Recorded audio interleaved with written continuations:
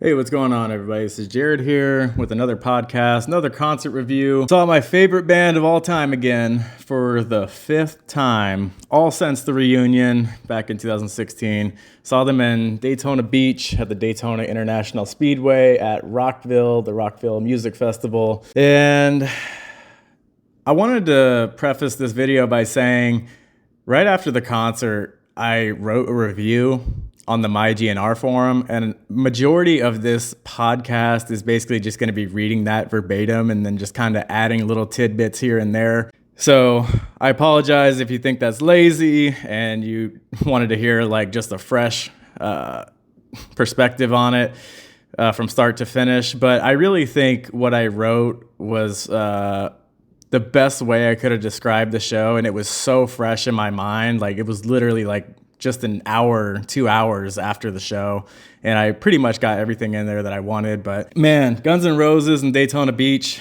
absolutely surreal that they played here. You know, I live very close to this venue. I've seen a lot of NASCAR races at this venue.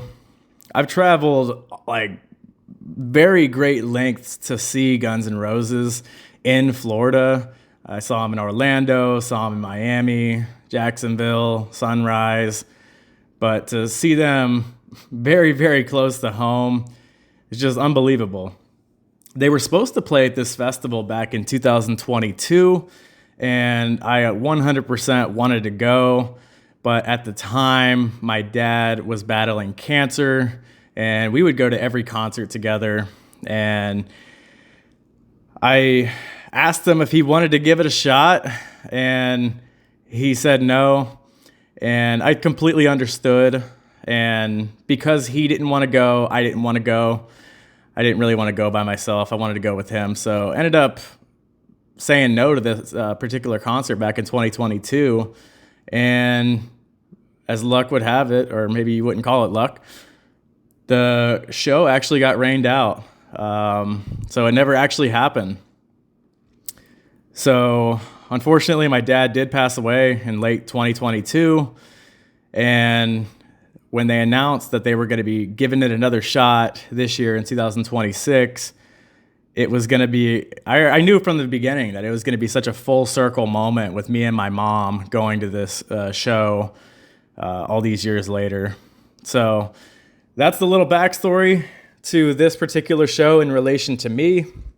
I had never been to a festival before, music festival, so that was going to be a new experience as well. I'm not going to go super in-depth in detail about the festival and all the other bands. This video or podcast is strictly just about this particular concert. So I did want to say that I wasn't sure if they were going to have Guns N' Roses merchandise here. My buddy went to Rockville last year, and he said all he saw was Rockville merchandise. He didn't see any band merchandise. So I didn't know what to expect, but I was speaking to somebody online, and he was saying he thinks that they would probably still have some Guns N' Roses stuff there. But I was really hoping so, because if you know me, you know every time I go to a Guns N' Roses show, or any concert really, I always try to get a shirt. And when it comes to Guns N' Roses, I always try to get the lithograph. The lithograph is like the poster that they release for every single show, and it's just show-specific artwork and everything. So I have one from every single GNR show I've been to, so I was hoping that this would be no exception, but this is definitely the first time I was like, I don't know if it's going to be able to happen. So luckily, they did have some merchandise at the Speedway, and it was a very small section for Guns N' Roses. Most of it was Rockville merchandise, but they did have, I think, maybe 2 GNR shirts, and they did have a lithograph.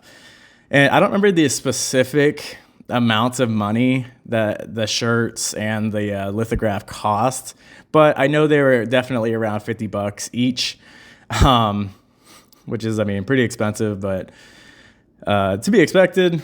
And basically, I'm looking at my laptop right now. I kind of just wanted to talk about the show artwork, which came out like early in that particular day. So we're talking May 7th, 2026 here, Thursday. And the show artwork, it's kind of hard to describe. I think it's like a dragon or like a snake. I think it's a dragon, but it basically has a skull for a head, and it's just just doing its thing there. It's got some flames and some roses around it, and it says Guns N' Roses Daytona, and it has the Daytona Beach next to it, also the date, and the venue. It has everything you would want, in my opinion, as far as a lithograph goes. There's even like a wheel, so maybe it's like a dragon type of vehicle type of thing. I don't know. It's kind of hard to describe it, but I mean, if you want to take a look on the screen, you can see it here as well. But I definitely do like some of the colors on it. I'm a big fan of red, white, and black, so that was pretty cool. So yeah, I went ahead and got that lithograph, and I also got a shirt, and I will be making a separate video for my another part to my Guns N' Roses collection, basically just showing these in physical form. But yeah, I just wanted to mention I did get those. Cost about $100, like I said. And we're gonna move on to the actual show. So I have to say that this is the closest I've ever been to a GNR show, and it was pretty crazy to be that close. I mean, I was only just a few feet away from the barricade in the front row and everything. So it was crazy. And I mean, going into it, a couple of my main things is I just really wanted to hear Nothing and Atlas live. Those are the two new singles. I say new, but I mean, they're reworked songs from basically the late 90s that ended up getting released at the end of last year. And now this particular tour that they've been on this year, they've been kind of promoting those, and they played both songs. Well, they played Nothing at every single show, and they played Atlas at almost every single show. But, once again, I had never seen GNR in a festival setting, so that was also going to be a new experience. So let's go ahead and dive in to my little review here. My review is a little bit all over the place, but, I tried to keep it chronological for the most part. All right. So number one, I wore my Nothing shirt and got a nice compliment from a guy who said that it was the best shirt he had seen all day, which really put a smile on my face. So yeah, I bought a shirt from the GNR store. It was the Nothing artwork, and it was the only one I had seen all day. So it was cool. Someone actually noticed it and gave me a nice compliment. So that was really awesome. And that they knew what it was, basically. And speaking of my GNR collection video, the next part, I have to show that as well. I still haven't made a video in relation to that. So that'll be in there too. And then number two, like I just mentioned, closest I've ever been for a GNR show. So we'll just move over to number three. Best sound I've ever heard at a GNR show. I don't know if this is because of the band or Rockville. It was fascinating because I'm so used to Axel's voice sounding distorted live. His Mickey Mouse was crystal clear. And I say that jokingly, but I'm also half serious. Every time I've seen GNR, I always think Axel sounds good, but his voice is so distorted. So I think that helps with how he sounds. But like I said, it was 4K HD lossless audio at this one. I could hear everything perfectly clear. It was just weird to hear that clarity from Axel's voice. And people, they want to talk about Axel's voice. I think it's pretty much sounded the same the last few years. Lots of Mickey Mouse, lots of Herbert the Pervert, but I think he does a good job on the high notes. You can't go in there expecting 80s or 90s Axel. You can't even go in there expecting 2000s Axel. I think he's really sounded very similar to how he has over the past decade or so. All right, number four, their time was supposed to be 9:30 to 12:30, but they ended up playing 9:45 to 12:15. Setlist.fm says it was 9:50 to 12:30, which I actually beg to differ. I think it was a little bit different than that. I don't know if they started late because of I don't know why they started a little bit late. It could have been any number of things. But just a few minutes, wasn't anything crazy. I know over the last decade or so, decade plus really, I think, they've been much better about playing on time. So nothing crazy there. Number 5, it was cool hearing Welcome to the Jungle as the opening song. Every show I've been to has been It's So Easy. I know that's been a major gripe, obviously, in GNR's history is the set list. And for majority of the reunion since 2016, they played It's So Easy as the opening song. They finally switched it up, I believe, last year.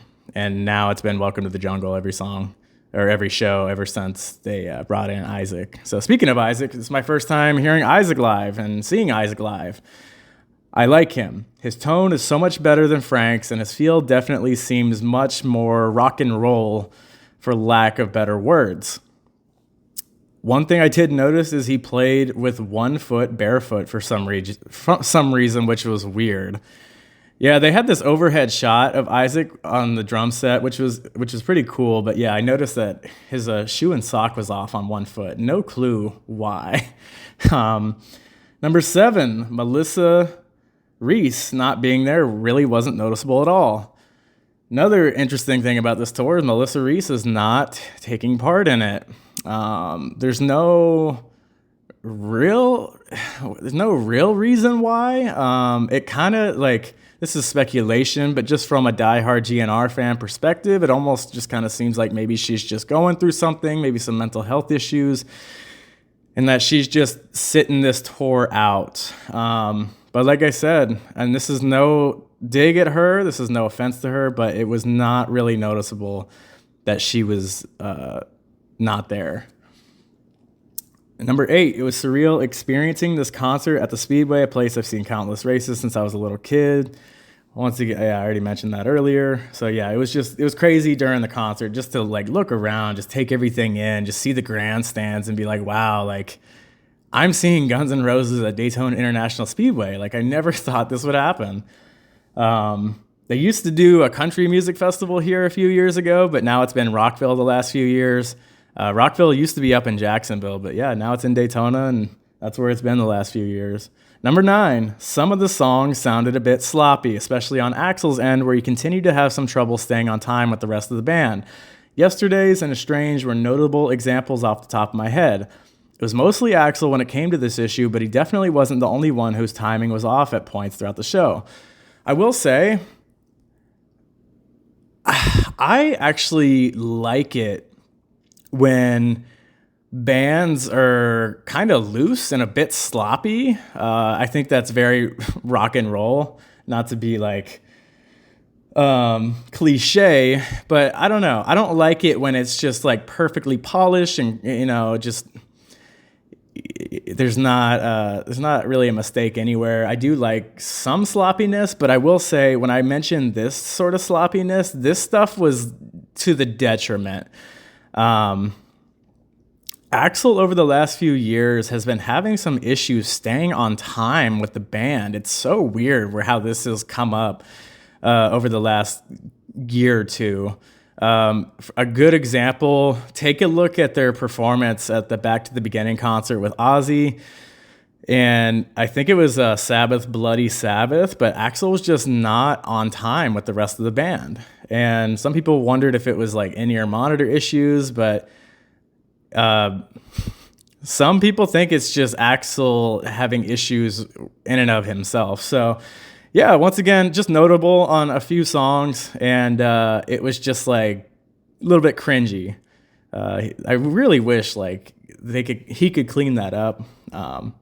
But like I said, to mention Isaac again, I do like kind of the looseness sometimes on these songs, and it just feels more rock and roll. So yeah, I'll go on to number 10 here. I was very surprised they played the Chinese Democracy song. They haven't been playing it much on this tour, which is true. I mean, they've only played it, I think 3 times up to this concert on this particular tour. And a lot of people speculate because Melissa is not there and that she has a lot to do with like the sound effects and stuff. when it comes to that particular song. But they have played it a few times. So it just goes to show that like they can play it without Melissa. But I'm glad that they played it because I really like that song. Number 11. I hate to say this because it's obviously a meme, but Axel was literally cracking a lot of jokes tonight. Very talkative with the crowd. At one point, he commented on the last Daytona show that got canceled. And then at one point, he was talking about someone's outfit in the crowd, saying like, "Now that's a rock concert outfit" or something like that. And then at one point, made a joke about not writing "Live and Let Die" with Paul McCartney. And at another point, joked that he was so excited that he beat it off backstage. And then during a Strange, he even did a little jack off motion. And multiple jokes throughout the show about the crowd, basically only wanting to hear the hits. Which, me personally, I wasn't a big fan of him like making multiple jokes like that, because I'm not one of those people in the crowd that wanted to hear all the hits. And I understand it's a festival, and most people I'm sure do want to hear the hits, but yeah, not everyone feels that way for sure. I didn't think it was necessary to kind of like, I don't know, poke fun at himself in relation to that or whatever. So yeah, number 12, no bulletproof vest tonight, like in Hollywood for Axel. So this particular tour, they played some shows in South America, and then just recently, right before this particular concert, that's when they migrated up to Florida, did a couple shows in Hollywood, Florida. And now, then it was time for this Daytona Beach show. But yeah, the last Hollywood show, right before the Daytona show, Axel wore a bulletproof vest for at least one song. And it was very reminiscent of back in the day, in the early 90s, like when he would wear a catcher's vest during like Perfect Crime or something. But I was kind of hoping he would wear it for this show, even though it wasn't nearly as cool as the catcher's vest back then. But he didn't wear it. So a little bit of a disappointment there. Number 13, it was cool to get Never Say Die. Hadn't gotten that one before. Didn't even realize it was the tour debut. So yeah, I mentioned the Back to the Beginning concert last year for Ozzy Osbourne. One of the songs they did was a Black Sabbath cover, Never Say Die. So like I said, I had never seen them perform that live in person. So it was the first time they played it on this particular tour. So that was cool to see them do that. They even had like a little Ozzy Osbourne tribute on the video board behind them during the song. And I can say that I saw them do a Black Sabbath song now. Number 14, at one point, Axel was like, "We're going to try something different." And I started to absolutely geek out thinking of all the possible scenarios of what was to come next. So just an interjection here. Anytime Axel says during a show, "We're going to try something," or "We're going to do something a little different here," 99% of the time, something crazy happens. So he doesn't say this very often because a lot of the shows are very similar, pretty much the same. So when he said this, I started to freak the fuck out. Let me jump back in here. First, I thought they might bring Alice Cooper out to do The Garden. He played on that stage earlier in the day. Then I saw them wheel out the pedal steel guitar, and I thought they were going to do You Ain't the First. I was so excited. Then they busted into fucking Wichita Lineman. I felt so foolish. So, pretty funny moment there. I mean, I can laugh about it for sure. But yeah, Wichita Lineman, Jimmy Webb, Glenn Campbell cover. They've been doing this cover for years, and a lot of people hate it, and they're just so sick and tired of it. I actually don't mind the cover. I think it sounds good. I think they should actually record it. Yeah, I really got bamboozled on that one. Classic Guns N' Roses moment there. But it still was cool to see Slash play the pedal steel guitar, something that they don't normally do. They don't normally have him do that on the stage. He used to do that back during like the Skin and Bones tour in '93. And I think he probably did it on his Serpent Festival tour, over the last, I think it was a couple years ago. But it is still cool that they busted that out, and he did that during Wichita Lineman. So that was definitely interesting. Number 15, absolutely could not believe I got Attitude for the 4th time out of 5 shows. Duff McKagan's solo spot. This is one that I'm sure most people don't give a shit about. No offense to Duff. I think a lot of people, I've said this numerous times, will go to the bathroom during his solo spot. But he has a few songs that he kind of rotates every single show. Like back in the day, he would do Attitude pretty much like at every show back in the 90s or whatever. But over the last few years on this particular reunion, tours that they've been doing over the last few years, he's been mixing it up a little bit. But I just somehow got unlucky. And like I said, 4 out of 5 shows I have gotten Attitude. It's crazy. What are the chances? So that was a funny but disappointing moment for me. So on the opposite end of the spectrum from disappointment, the highlight of my night for Guns N' Roses was them playing Nothing. Axel sounded great on it, and you can tell he's way more comfortable and confident with it now than he was at the beginning of the tour. So glad they played it. I mean, pretty much just speaks for itself. I love the song. I listen to it all the time. I listen to it almost every single day. And I'm happy with how Axel sounds live on it. I think he does a good job on the high notes, and it was cool to get a video of it and to experience that. And I was just a little worried that they weren't going to play it because we were getting pretty deep into the show and they hadn't played it yet. So, glad that they did it. But once again, Axel made a joke at one point saying like, we're just going to get this out of the way so we can get back to the hits. So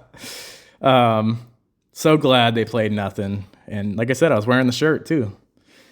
So once again, go to the opposite side of the spectrum. Number 17, I was extremely disappointed they didn't play Atlas, especially with them playing it at almost every single show.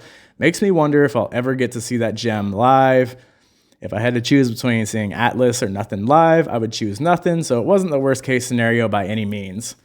When it comes to these 2 new songs and the studio versions, I prefer Atlas, even though I love them both. When it comes to how they sound live, I prefer Nothing. So that's why I say it wasn't the worst case scenario, but I can't lie. I was definitely disappointed. It was one of my major takeaways at the end of the show. I couldn't believe they didn't play Atlas. Like I said, they've played it at almost every single show on this tour. I was just one of the very unlucky 2 or 3 concerts that didn't get it. So hopefully I'll get it at some point, even though Axel doesn't sound very good on it, but I still just want to see it live in person. Maybe one day, we'll see. Number 18, the ending of the show felt rushed. I think once again, that kind of goes to like the whole festival aspect of it. I just think there's so many bands, there's so much stuff going on during these festivals that there's time constraints and stuff. And I just think that GNR was trying to like just make sure that they get majority of the hits in and just make sure that they finish in a timely manner. So the ending of the show definitely felt rushed. They didn't even do like a fake encore and then come back out or anything like that. They just like went straight through, the last few songs. But I mean, I think that is kind of typical with a festival. And then number 19, once again, Axel's voice sounded similar to how it has over the past few years with Mickey Mouse, but a solid job on the high notes. Number 20, glad I could get another show-specific t-shirt and lithograph. 21, I can't believe they still do that extended soloing in Rocket Queen all these years later. This is something they've been doing ever since they reunited in 2016, where, Richard has a solo, Slash has his talk box solo. It's very, very long, and I think it's time to maybe put that one to bed. And you can still do Rocket Queen, but you just don't need to do all that extended soloing. And it's just a little comical to me. Like, it was cool the first year they were doing the reunion, but I mean, we're talking over 10 years now. They're still doing that with that song. 22, Knocking on Heaven's Door sounds more similar to the new GNR version from Axel. It seems like he's switching it up a little bit. If you're a diehard GNR fan, you kind of remember when GNR came back onto the scene back in 2001, you think about House of Blues, Rock in Rio, Axel with basically a brand new band. They reworked Knocking on Heaven's Door, and Axel sounded different on it. And I'm just saying that I think Axel sounds similar to how he sounded back then now on that particular song. It was also kind of funny to see people crowd surfing during Knocking on Heaven's Door. And it was also just weird seeing people crowd surfing at a GNR show in general, but I mean, that's a festival for you, I guess. 23, it was cool seeing Slash's blue double neck that he was using during Knocking on Heaven's Door. Had never seen that in person. 24, once again, weird seeing crowd surfing at a GNR show. And then 25, overall, I thought the show was good. Can't say right now that it was the best one I've seen, though. Truly blessed and grateful to be able to experience them again. Just a couple other notes. So over the last few years, they've been playing for like 3 hours, sometimes even over 3 hours. But this particular tour, they've been doing like 2.5. And this show is kind of no different. Maybe a little bit shorter than like a typical GNR show. But they did, as they always do, they did a lot of covers. They did 6 covers. I mean, 25 songs and 6 covers. I definitely wish they could have, replaced one of those covers with Atlas for sure. I will say, I think it was Shadow of Your Love. Axel did a little putting the microphone up to Slash's mouth, and they kind of were singing that song together. And that was, from what I can remember, the first time I've ever heard Slash on the microphone at a GNR show. I know sometimes, like, if they do Reckless Life, he'll come on the mic right beforehand and do his little intro. But typically at a GNR show, you're not going to hear Slash on the microphone. So it was cool to actually hear Slash on the microphone. Like I said, I believe during Shadow of Your Love. They did not play You Could Be Mine, which was weird. Something I noticed afterward. But yeah, pretty standard set list. They've been doing Yesterdays a lot. This tour, I will say, I was hoping to also get maybe like a rarity song. I mentioned Chinese Democracy. I would say that's kind of a rarity, a little bit for this particular tour. Not crazy rare or anything, but like at the beginning of this tour, they were busting out some interesting ones like Bad Apples, Dead Horse, songs like that. Really hoping I could get one of those, and unfortunately did not. Even like Locomotive is another one I would love to see live. They've also been putting on the alternate songs, and also in the sound checks they've been doing like Right Next Door to Hell, Perfect Crime, stuff like that. So unfortunately didn't get any of those. So it is what it is as far as that goes. But yeah, that is Guns N' Roses on May 7th, 2026 at the Daytona International Speedway at Rockville. Man, just an unforgettable experience, and can't believe I got to see him again. I don't take these moments for granted. You never know how many more opportunities you're going to get. Glad to experience that with my best friend who got to see them for the first time. And I also got to experience it with my mom, like I said in the beginning of this video.